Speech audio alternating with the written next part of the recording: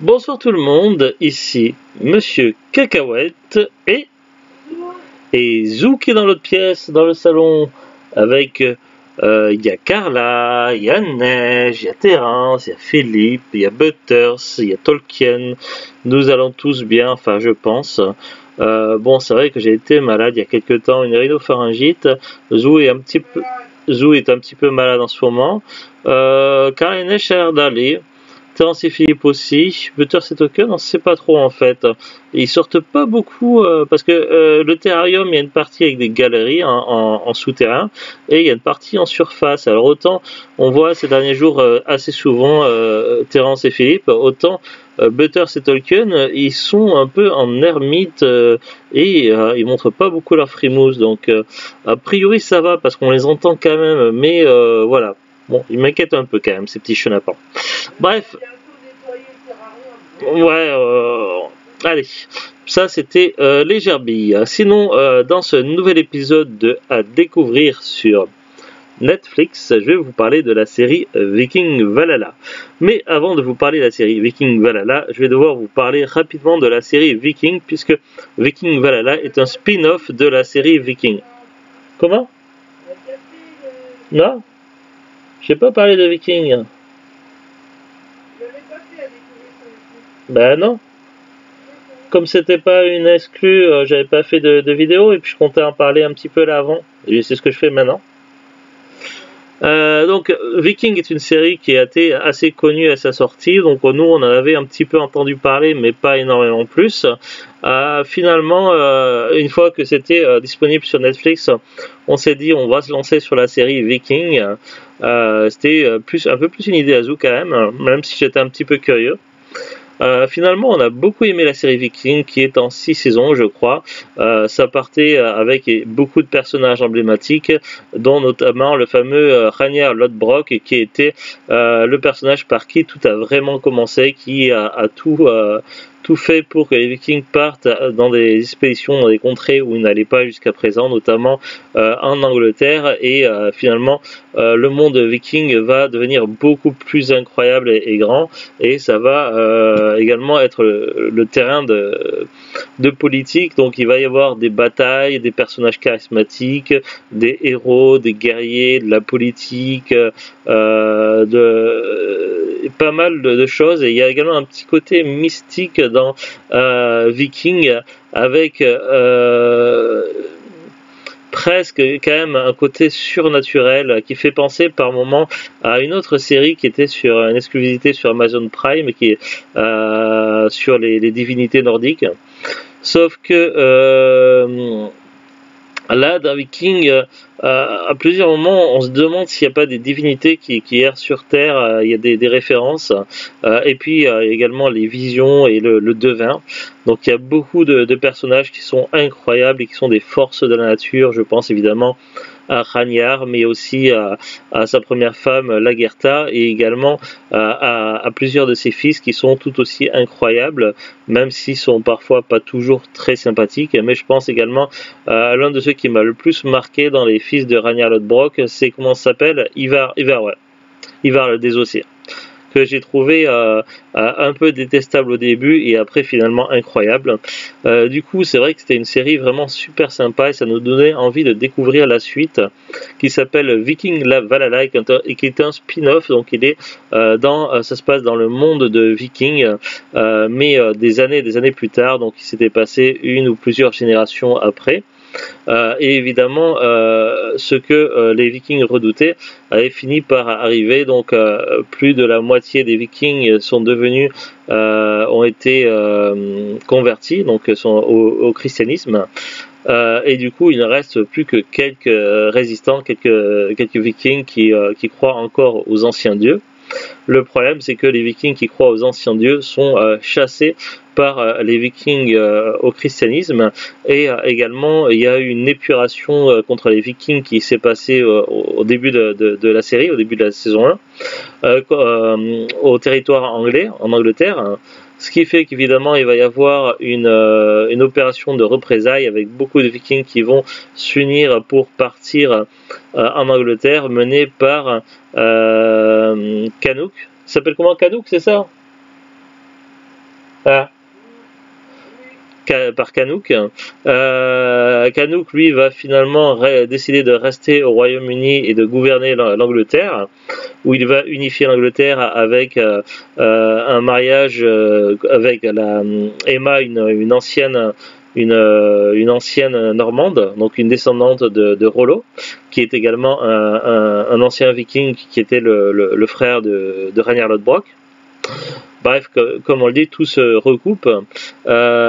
Finalement, du coup, dans les territoires vikings en dehors, certains vikings vont se disputer le trône, notamment entre le Danemark, la Norvège et autres.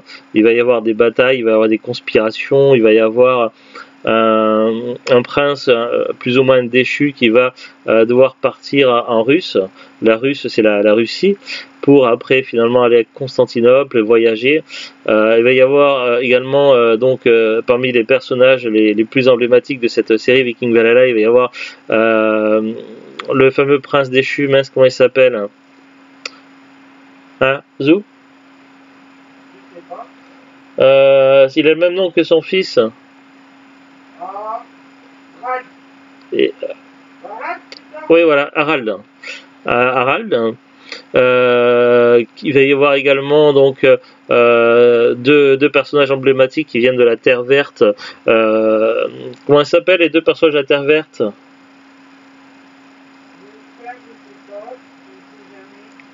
Ah, j'ai un trou de mémoire. Je vais aller sur Wikipédia, je l'ai ouvert hein, il y a pas longtemps.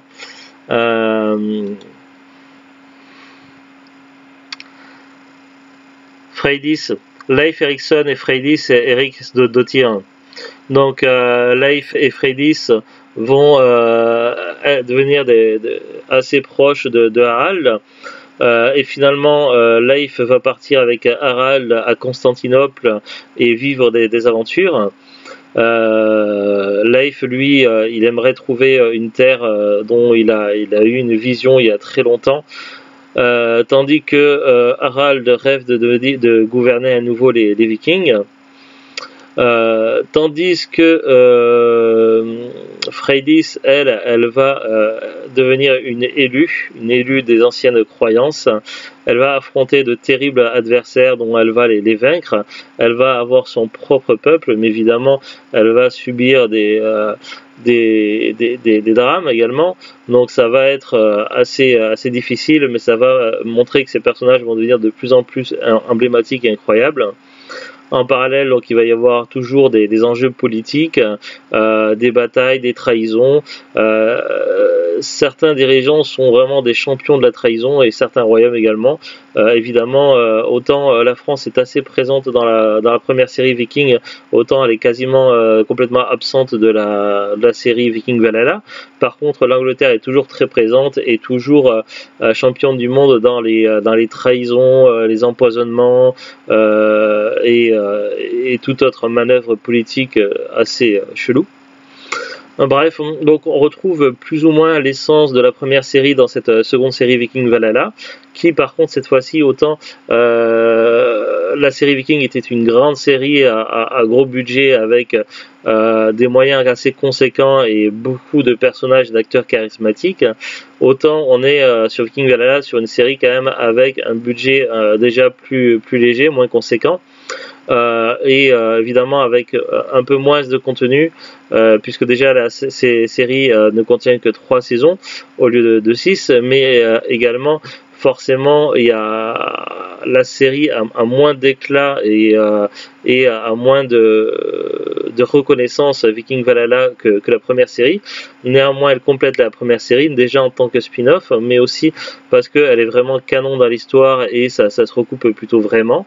Et même si il y a moins ce côté incroyable de la première série, j'ai quand même trouvé cette série Viking Valhalla très sympathique, mais également un peu décevant et frustrante par moments.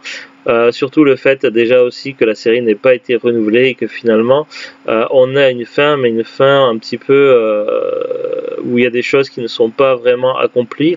Je pense à Harald qui finalement va avoir son royaume, mais on aura Freydis et Leif qui devaient partir pour la Terre d'Or. Donc on imagine que c'est peut-être la terre où l'un des fils de Ragnar et Floki sont allés, donc la future États-Unis. Donc on peut imaginer que c'est ça la Terre d'Or, mais on n'en sait pas plus et on ne verra jamais ces personnages aller à l'encontre de ce destin. Il y a des choses qui vont rester malheureusement inachevées et ça fait que du coup cette série se termine un petit peu trop tôt, Viking Valhalla, et on n'aura pas toutes les réponses et toutes les choses que l'on aimerait voir accomplies. C'est vrai que il y a des choses quand même où on n'est quand même pas au niveau de la première série. Même les combats, ils sont pas aussi incroyables, ils sont pas aussi dynamiques.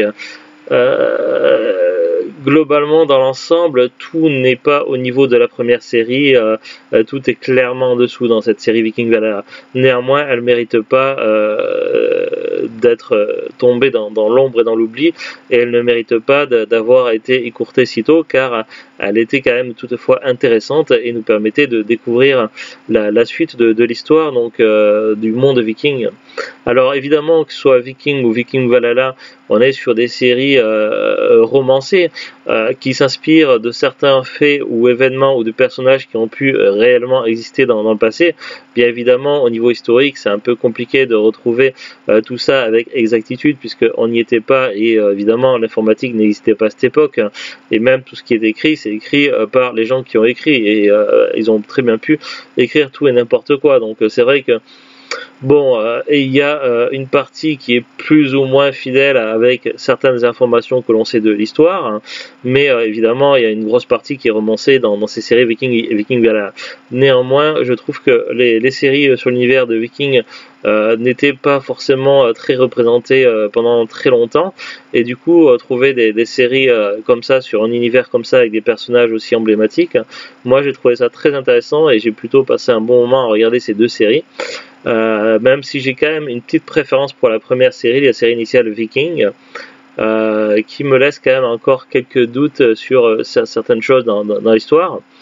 J'ai quand même aussi beaucoup apprécié cette seconde série Viking Valhalla, mais voilà, il y a des choses qui ne sont pas accomplies dans cette série, et je trouve que cette série est malheureusement pas aboutie. Elle ne va pas au bout de là où elle devrait aller, et elle n'est pas au niveau de ce que l'on pourrait attendre après tout ce qu'a pu promettre la première série. Globalement, ce que j'en ai pensé. Voilà, difficile de parler plus que ça de ces séries-là, puisque déjà la série Viking Valhalla, la série Viking, on l'a vue il y a un petit moment, et la série Viking Valhalla, on l'a terminée hier. Mais voilà, c'est un peu compliqué de parler un peu de ces séries sans trop spoiler, et il y a tellement de choses à dire que c'est vraiment incroyable. Voilà, je ne sais pas quoi en dire, mais si vous aimez un petit peu les séries qui mélangent de l'action, de l'aventure, des manigances politiques et autres, avec un petit côté contexte historique, ça pourrait vous plaire.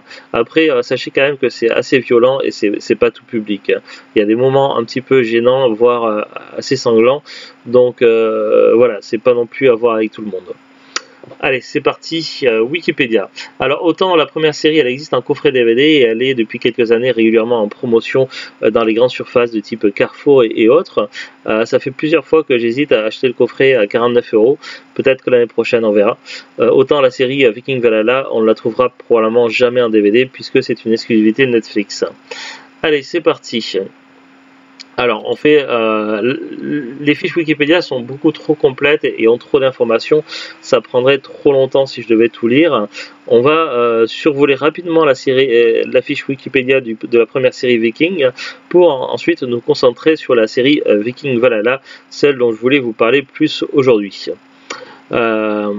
Viking, à la base, c'est une série télévisée canado-irlandaise créée par Michael Hirst, diffusée simultanément entre les 3 mars 2013 et le 30 décembre 2020 sur les chaînes History au Canada et History aux États-Unis. Après synopsis, il est vachement long, synopsis. Hein. Ragnar Lodbrok et son frère Rollo participent à une bataille contre les peuples baltes. Après le massacre, Ragnar a des visions du dieu Odin et des Valkyries. De retour dans son village, Ragnar se rend en compagnie de son fils Bjorn à Kattegat pour assister au Ting, afin que ce dernier subisse son rite de passage vers l'âge adulte. Restée à la ferme familiale, la femme de Ragnar, Lagertha, met en fuite 2 vagabonds qui tentent de la violer. À Kattegat, Ragnar convainc Rollo que les raids vers l'ouest sont plus prometteurs en termes de butin que les attaques traditionnelles contre les populations baltes. Une petite démangeaison. Il affirme qu'il est capable de trouver son cap en pleine mer grâce à un instrument qu'il s'est procuré auprès d'un voyageur, un compas de navigation. Il est cependant réprimandé et menacé par son chef de clan, le Jarl Haraldsson, qui ne croit pas à la présence des terres de l'Ouest et souhaite poursuivre ses raids vers l'Est. Bjorn et Ragnar rendent visite à Floki, un charpentier de marine visionnaire, qui, grâce au soutien financier de son ami Ragnar, a secrètement entrepris la construction d'un nouveau type de navire plus adapté à la navigation en haute mer. Les premiers essais en mer sont très prometteurs, tandis que Ragnar recrute des hommes. Son frère Rollo fait des avances importunes à Lagertha. Le navire est enfin prêt, Ragnar met le cap à l'ouest, vers l'inconnu, tandis que le Jarl Haraldsson, mis au courant par un traître, commence à tirer vengeance de ceux qui ont aidé Ragnar à monter son expédition. Voici ce qui démarre vraiment le centre de l'aventure au début de Viking, et après évidemment tout va être complètement étendu. Au niveau des personnages historiques de l'univers viking, plus ou moins historique que l'on va voir dans cette série, il va y avoir Ragnar Lodbrok, Lagertha, Rollo, Siggy Haraldsson, Floki, le Jarl Haraldsson, Athelstan, le roi Auric, Aslog, le roi Egbert, Bjorn Côte de Fer, Kalf, Harbard, le roi Charles de Francie occidental, le voyant, le pape Léon IV, Harald à la belle chevelure, Halfdan le noir, Ivar le désossé, Itzerk, Sigurd œil de serpent, Hub, Ethelwolf,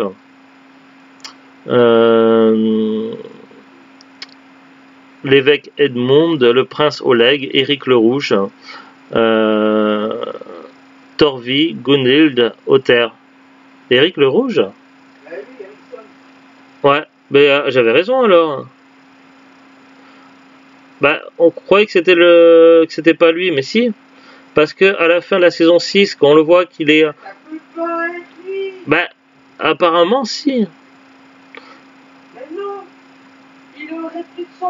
Bah oui, c'est une incohérence scénaristique, mais si, parce qu'ils disent, ou alors son fils s'appelle également Éric le Rouge, mais parce qu'ils disent bien que c'est Éric le Rouge qui est abandonné sur la Terre Verte, lorsqu'il y a l'histoire de la baleine dans la saison 6, je me souviens, et là ils disent dans Wikipédia que il s'appelle bien Éric le Rouge. Oui, mais et Harald, il a bien le nom de son grand-père. Bah oui.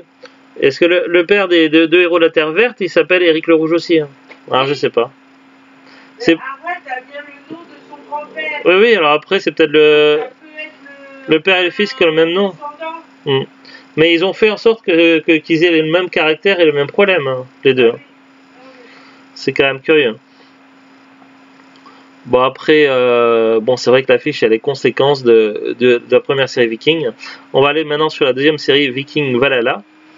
Viking Valhalla est une série télévisée américano-canado-irlandaise en 20... De quoi? Ah, bien.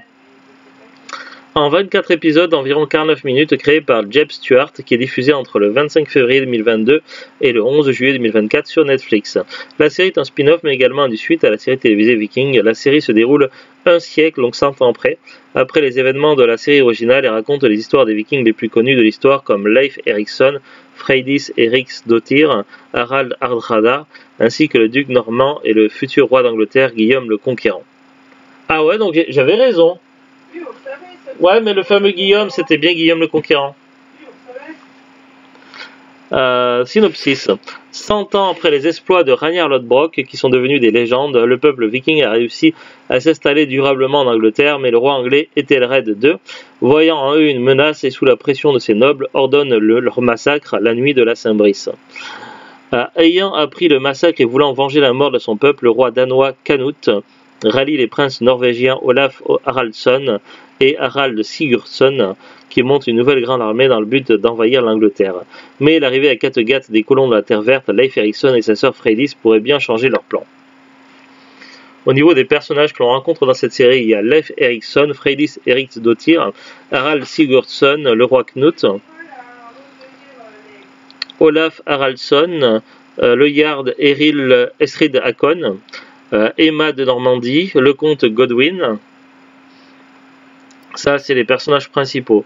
Les acteurs récurrents, la reine Elfgifu du Danemark, Albiorn, Sven à la barbe fourchue, le voyant, Gita, Sven Knutsson, Leif Arngormsson, le Jarl Kar, le prince Edmond, le roi Ethelred II, le Jarl Gorm, Edric Streona, Agnar, Eleana, impératrice Zoé, Gudrid, Kaysan, battu, empereur Romanos III, Yorodr, Elfwin, Arekr, grand prince Yaroslav le Sage, Mariam, Kouria. Alors le viking je le prononce mal au niveau des noms, je suis désolé. Stigr dans la saison 3, Harald Haraldsson, fils de Freydis, Georges Maniakes, Efrna, Aki, Magnus Olafsson, le duc Guillaume, fils d'Egelfou, Éric le Rouge. C'est Éric le Rouge qui est mentionné pareil, alors je comprends pas. Parce qu'il aurait plus de 100 ans. Je vais ouvrir dans un nouvel onglet la fiche d'Éric le Rouge pour essayer de comprendre. Alors, qu'est-ce qu'on peut dire sur cette série? Fiche technique. Titre français et original Viking Valhalla. Réalisé par Nils Arden Oplev, Steve Saint-Léger, David Frazé et Anna Quinn. Pays d'origine États-Unis, Canada, Irlande. Société de distribution Netflix. Société de production Metropolitan Film International, History et MGM Télévision. Genre drame historique, guerre, aventure. Durée 43 à 60 minutes par épisode. Date de première diffusion dans le monde sur Netflix le 22 février 2022.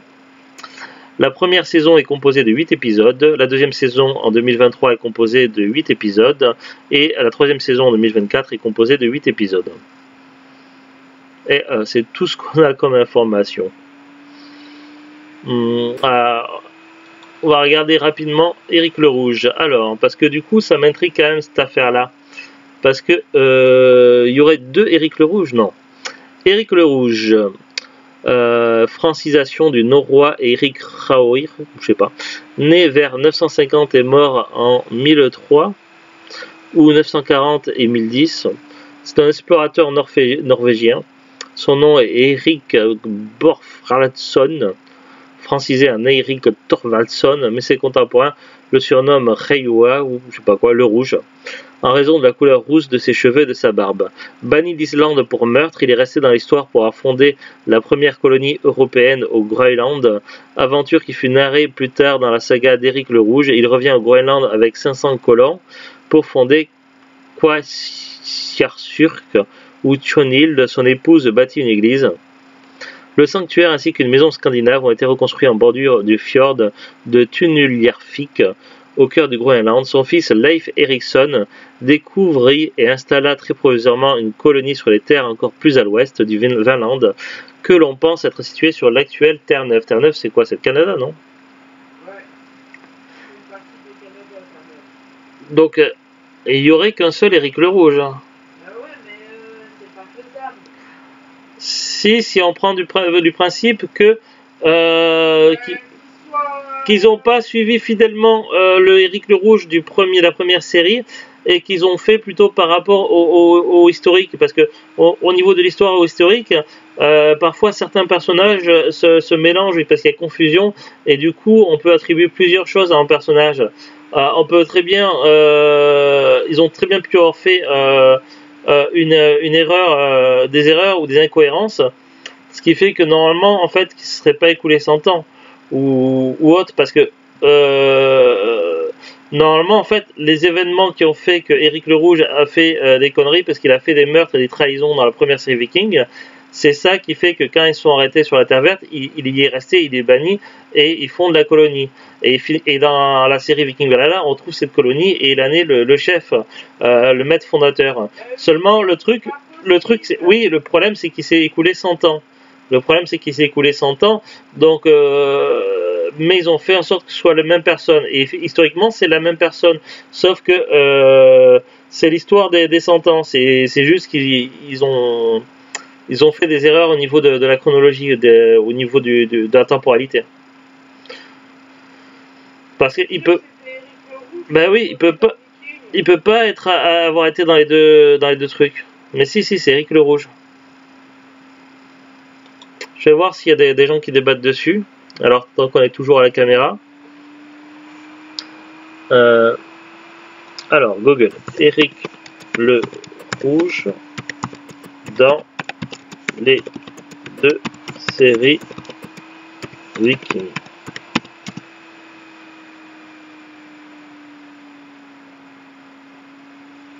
Eric le Rouge est un Skorgarmor, un ancien mercenaire. Il a été banni pour avoir participé à des meurtres. Pour survivre, il offre ses services en tant que guerrier. Son aptitude de combat étant grande, c'est aussi un homme instruit puisqu'il reconnaît le drapeau des Russes et un bon leader. Ça c'est sur ImnoWeb, mais qu'est-ce qu'on a d'autre? Viking. Le personnage d'Eric est-il vraiment Eric le Rouge?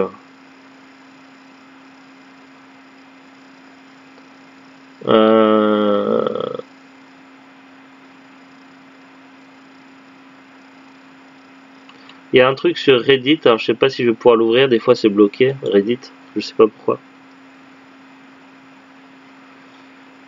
Parce qu'autant sur Reddit je peux le regarder sur mon téléphone sans être connecté, autant sur ordinateur des fois ils obligent à être connecté pour pouvoir voir des forums, des conversations, alors je sais pas. On va voir. Parce qu'il y en a un qui met un spoiler sur question sur Erik Thorvaldsson.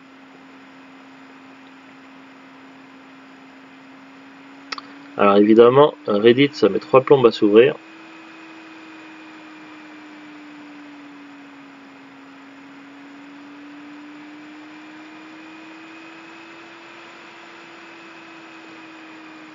Voilà, spoiler. Donc si Erik Thorvaldsson est dans la saison 6 de Viking et se fait tuer par Nissa avec une fourche, comment est-il aussi le père de Lief? Parce que les deux sont censés être Eric le Rouge, celui qui a fondé le Groenland, d'où vient Lief, donc ça colle, mais comment cela serait-il possible s'il a été tué par un esclave plus de 100 ans auparavant? Ou est-ce que je suis juste en train de trop réfléchir, d'être idiot? Donc c'est quelqu'un qui pose cette question. Et comment je fais pour voir s'il y a des réponses du coup? Évidemment, Reddit ça rame à mort.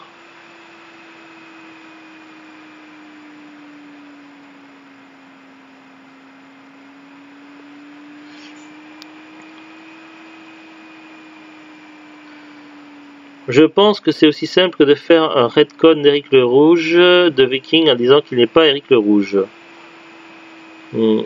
C'est censé être la même il y en a un qui dit c'est censé être la même personne historique, mais à 100 ans d'intervalle. Mais je me contente de ce qu'ils ont dit dans Valhalla, qu'il est le père de Lief, que le père de Lief est Eric le Rouge. J'ai toujours eu l'impression qu'Eric des Vikings n'était pas Eric le Rouge. Eh bien, le wiki des Vikings dit qu'il l'est. La première ligne de sa biographie est sur le Viking et Erik Thorvaldsson, connu sous le nom d'Eric le Rouge, est un hors-la-loi. C'est pour le personnage de la saison 6.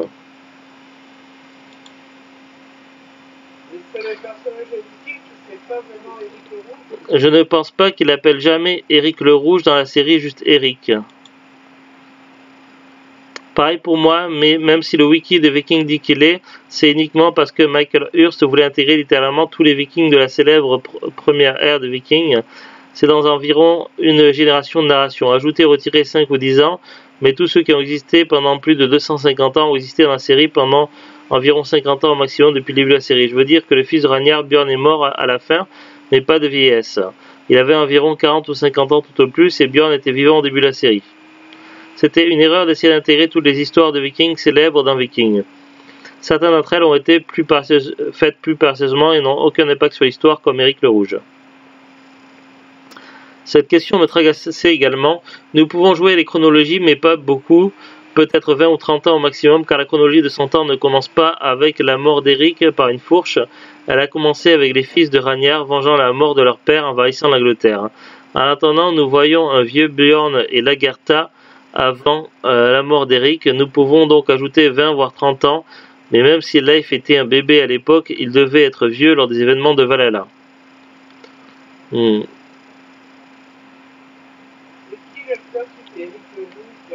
Je sais pas, là, je sais pas sous les yeux là.